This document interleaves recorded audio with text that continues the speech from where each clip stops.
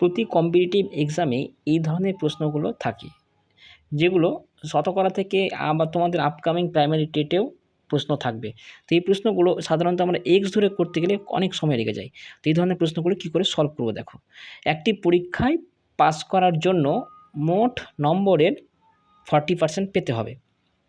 তো একজন ছাত্র 265 নম্বর পেয়ে 55 নম্বরের জন্য ফেল করেছে, তাহলে পরীক্ষাটা কত মার্কের ছিল বা তার সর্বাধিক নম্বর কত, বা প্রশ্নটা আসবে তাহলে একজন ছাত্র কতটা সর্বাধিক নাম্বার পেতে পারে, হাইয়েস্ট নাম্বারটাই সর্বাধিক নাম্বার পেতে পারে।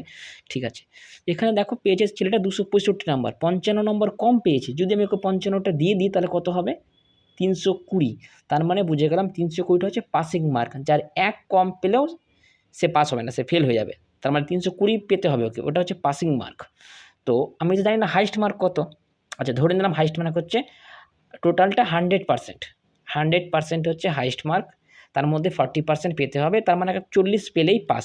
তার মানে 100%কে পাসিং মার্ক ধরে না, হাইয়েস্ট মার্ক ধরে পাসিং মার্ক পাচ্ছি আমরা 40। তাহলে এখানে আমরা 320 পেয়েছি পাসিং মার্ক, তাহলে 40 মানেই হচ্ছে 320, 40% মানে হচ্ছে 320। ঠিক আছে, তাহলে 40% মানে হচ্ছে 320, তাহলে আমরা 100%-এ বার করবো, যেটা হবে সেটাই হচ্ছে অ্যান্সার, যে এত মার্কের এক্সাম ছিল।